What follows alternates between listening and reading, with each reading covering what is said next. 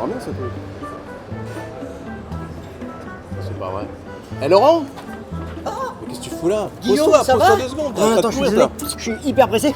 Il faut que j'aille à Lannion. À Lannion? Oui, en Bretagne. Ah bah t'es obligé de passer par Tonquédec alors. Donc, et quoi? Tonquédec, c'est une place forte là-bas. Ça veut dire le lieu d'où l'on fait bonne garde, dans Le les lieu- Côtes d'Armor. Ah, en breton, le lieu d'où on fait bonne garde. C'est ça. Et Ton- la devise de la famille Tonquédec, c'est Cominus et Teminus. De près comme de loin. Bravo. Tonquédec. La Ok. classe. Ok, t'écris ça comment, Tonquédec? Je sais pas.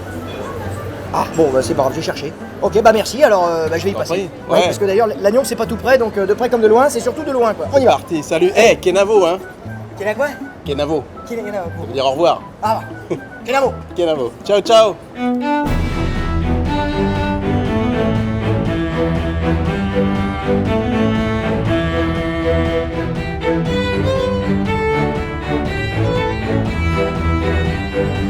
Lannion, durant l'Antiquité, c'est le territoire de la tribu celte des Ossismes, dont la capitale est un petit peu plus dans les terres, du côté de Carhaix.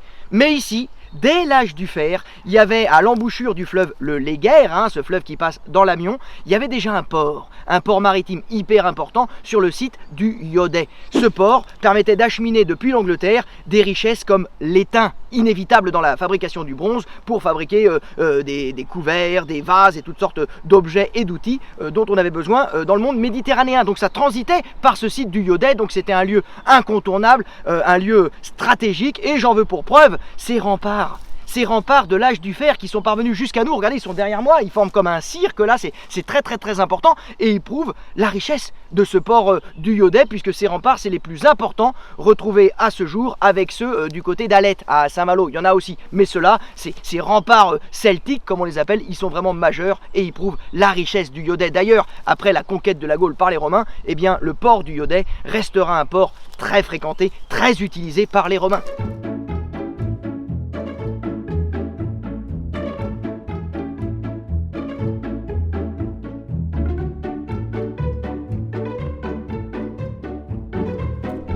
Et quand je vous disais que les Romains ils vont continuer à utiliser le port du Yodet, eh bien là vous avez derrière moi les fortifications des Romains du port du Yodet, avec les petites briquettes typiques.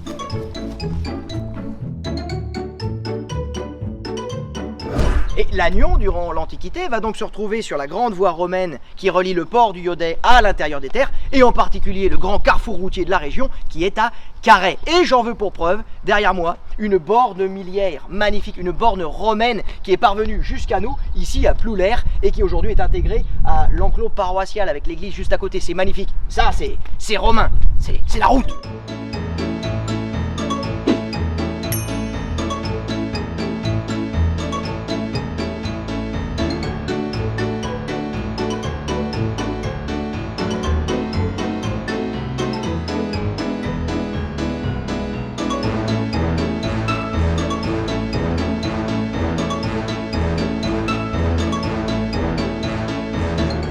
Et quand je vous disais que le port du Yodet, il a continué à être très fréquenté avec les Romains, c'était pas des conneries, hein. Regardez derrière moi, non loin du Yodet, sur le site du Haut-Gaulo, regardez-moi ces thermes gallo-romaines magnifiques qui sont parvenus jusqu'à nous.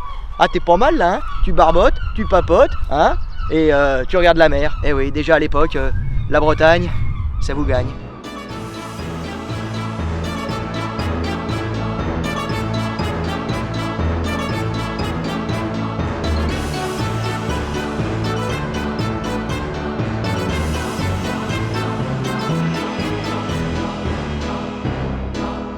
Lannion, à la chute de l'Empire romain, eh ben c'est toujours pas grand chose, hein. Non, ici à l'époque il y a peut-être un pont ou un gué ici au niveau du pont de Kermaria qui permettait de franchir le fleuve, le Léguerre, mais sinon il n'y a pas grand... Alors il y a peut-être aussi une villa gallo-romaine, mais non, il n'y a pas grand chose. Il va falloir attendre les invasions vikings du 9e et 10e siècle pour que le site de Lannion ne se développe autour d'un château. En effet, nos vikings, ils vont ruiner et ravager le port du Yodet, et donc les habitants vont venir se réfugier un peu plus dans les terres. Ils vont remonter le fleuve, le Léguerre, et ils vont s'installer au pied du château pour être plus protégés.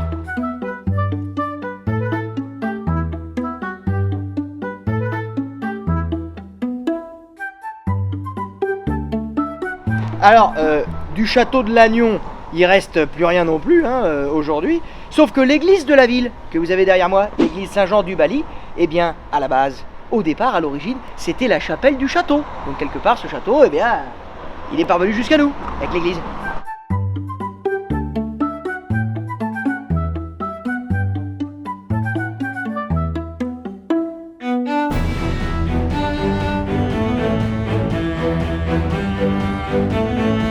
Non, au début du Moyen-Âge, la grande ville des environs, c'est Tréguier, puisque c'est ici qu'un des 7 saints fondateurs de la Bretagne, le fameux Saint Tugdual, va venir pour fonder un monastère. Et à partir de ce monastère va naître l'évêché de Tréguier, qui d'ailleurs va donner son nom à la province, le Trégor. Ça vient de Tréguier, c'est ici. Ah bah, à l'époque, Lannion fait pas le figure à côté de Tréguier. Regardez la cathédrale.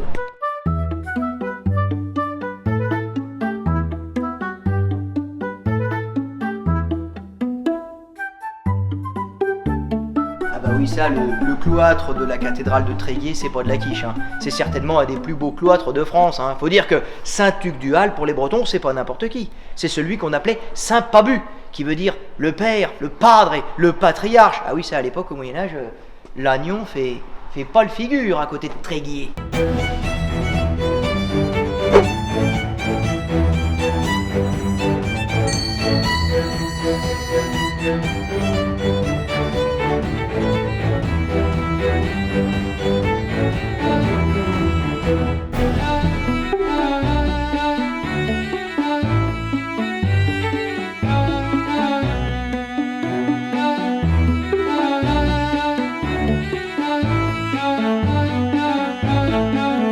Et Lannion au Moyen-Âge, c'est une petite ville qui va pouvoir se développer grâce à son port fluvial. On continue de faire du négoce avec les richesses de la région. Et c'est quoi les richesses de la région? Ici, c'est l'agriculture avec le blé, mais surtout le lin qui rentre dans la fabrication des toiles, le textile, hein. On n'est pas loin du Pays Bleu ici, Quintin, mais aussi Guingamp, Morlaix, les spécialistes du textile qui vont faire la fortune de Lannion avec le commerce où on venait ici, hein, place du centre, à l'occasion de foires et de marchés pour vendre, échanger et exporter ce textile.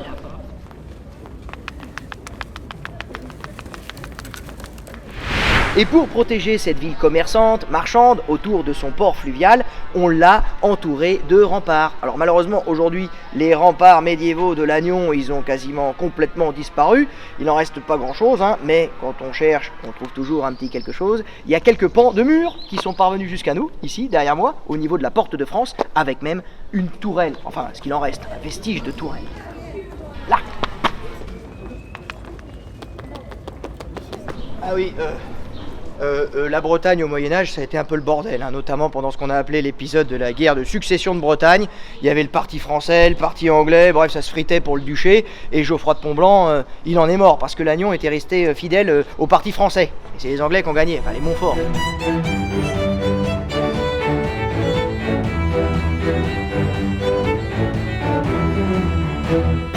Alors, si aujourd'hui il ne reste plus rien du château de Lannion, je peux vous dire qu'aux alentours, il reste encore quelques forteresses qui vous montrent toute la puissance des seigneurs du Trégor au Moyen-Âge. Hein, comme ici derrière moi, avec le château de Tonquédec, avec ses puissants seigneurs qui évidemment contrôlaient les routes, mais aussi le transport et avaient ainsi le contrôle des marchandises. Ça, le château de Tonquédec, qui s'y frotte, s'y pique. Hein.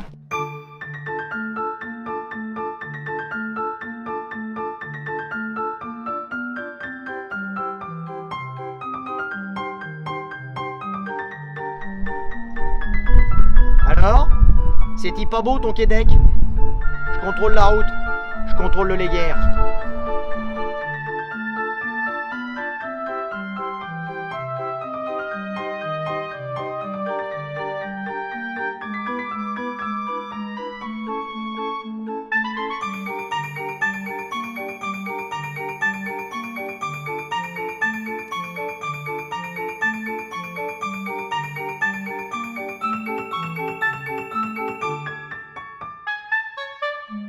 Lannion, durant la Renaissance, c'est le rattachement de la Bretagne à la France. Un rattachement qui va être très profitable pour Lannion, puisqu'elle va devenir la capitale administrative du Trégor. Et oui, jusqu'ici la capitale c'était Tréguier. Mais comme Tréguier appartient à l'évêque, le roi de France, il a rien à y foutre. Donc c'est ici, à Lannion, qu'il va installer ses organes administratifs et en particulier le tribunal royal. Ici, place du centre, c'était l'auditoire. Alors cet auditoire, aujourd'hui, il a disparu et on s'en est servi pour construire juste à côté, en face, l'hôtel de ville actuel. Mais il reste quelques vestiges, comme le balcon. Vous voyez ce magnifique balcon là, et bien ça c'était le balcon de l'auditoire. Donc ça date du XVIe siècle.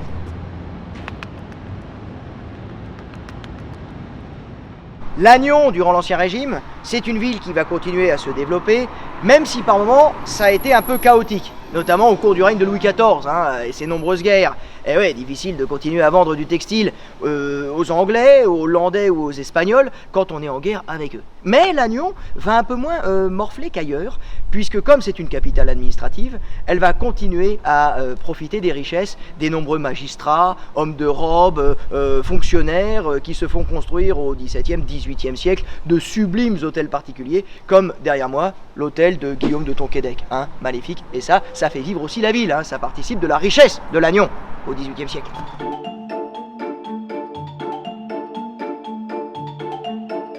Ah oui, ça des hôtels particuliers dans Lannion, il y en a des très beaux.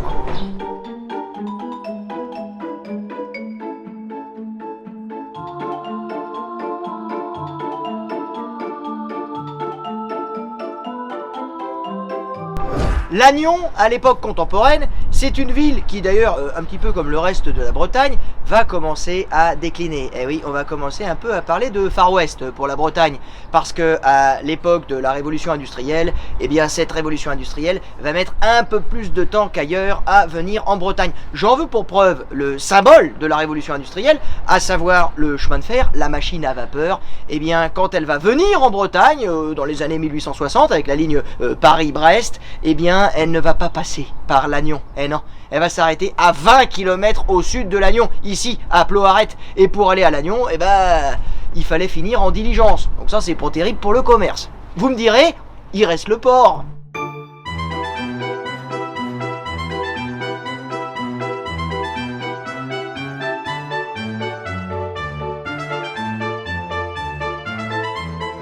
Sauf que le port aussi, il est en train de décliner. Eh oui, le Léguerre est de moins en moins navigable et le chemin de fer apporte ailleurs de nouveaux débouchés pour le commerce. Donc malheureusement, petit à petit, notre port va finir par disparaître et aujourd'hui, il est recouvert par un parking. Il reste quand même cette cale qui rappelle son existence passée, ce port de Lannion qui fit la fortune de la ville.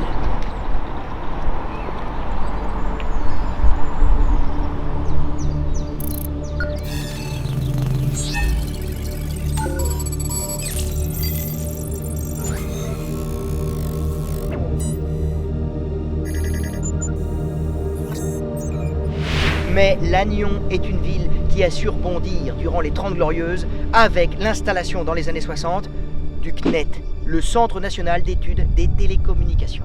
Alors qu'est-ce qui s'est passé?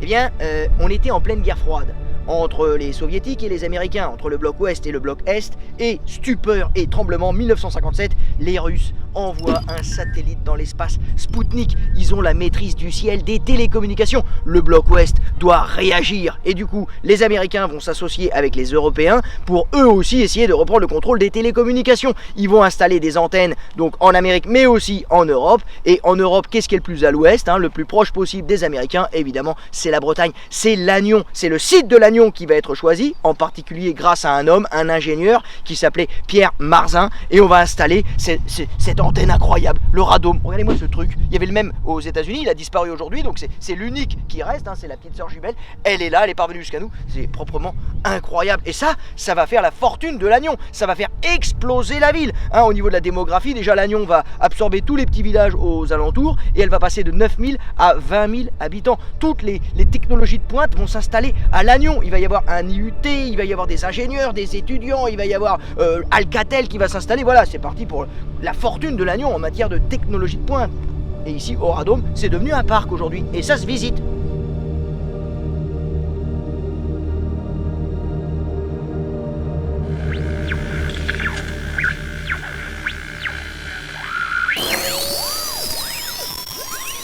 Alors, ce qui est génial aujourd'hui au Radome, c'est que c'est devenu un parc avec une cité des télécommunications où il y a des reconstitutions, il y a un parcours immersif qui retrace cette première liaison satellite entre l'Europe et les États-Unis en 1962.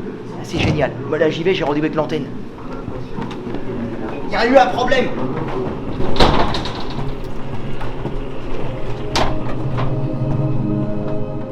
Et elle est là, cette antenne du Radome, qui a permis la première liaison via satellite avec les Américains en 1962.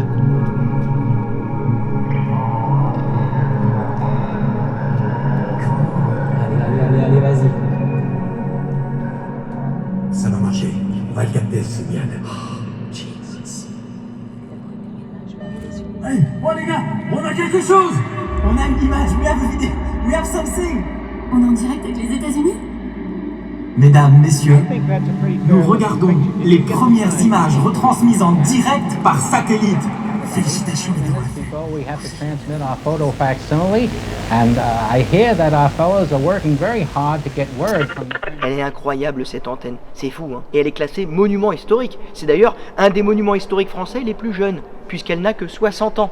Mais c'est ici qu'est née la Mondovision. Les premières images en direct via satellite, c'est passé par ici, par cette même ère. Alors c'est vrai qu'aujourd'hui, pour recevoir des images en direct, on peut passer par ça, hein, mais elle, c'est l'ancêtre.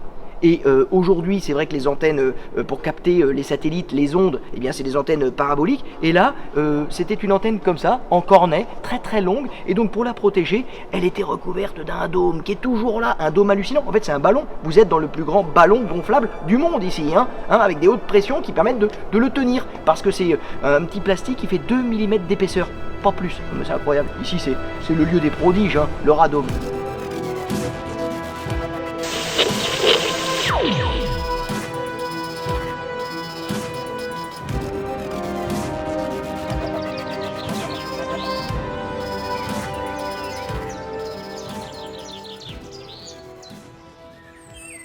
Et ce qui est marrant, c'est que juste à côté du Radome, il y a un menhir. Un des menhirs les plus célèbres de Bretagne, le menhir de Saint-Uzec. Il est magnifique, il a été christianisé par la suite, il fait plus de 7,50 m de haut. Et qu'est-ce que c'est qu'un menhir, hein, ces espèces de pierres comme ça, dressées vers le ciel il y a plusieurs milliers d'années. Eh bien c'était déjà à l'époque des premiers outils pour essayer de comprendre le ciel, suivre la course des étoiles, de la lune, du soleil. Et oui, c'était en quelque sorte nos premiers outils de télécommunication. On se projetait comme ça plus haut, plus loin pour essayer de se relier avec quelque chose de merveilleux, de magique, d'ancestral, les divinités, le sacré, le ciel et les étoiles. Quel rêve, quelle poésie, Saint-Uzec.